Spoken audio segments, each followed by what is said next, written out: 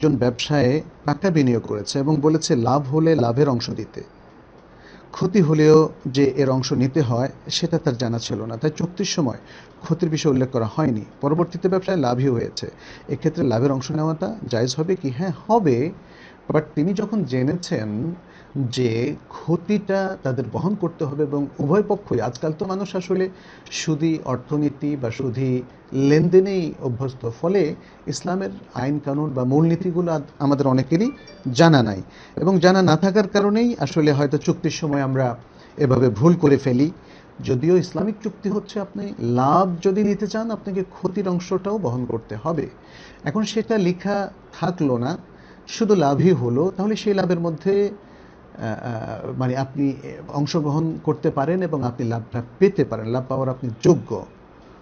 কিন্তু যদি লস হয়ে যায় তাহলে আপনি যদি চুক্তিতে লসের কথা নাও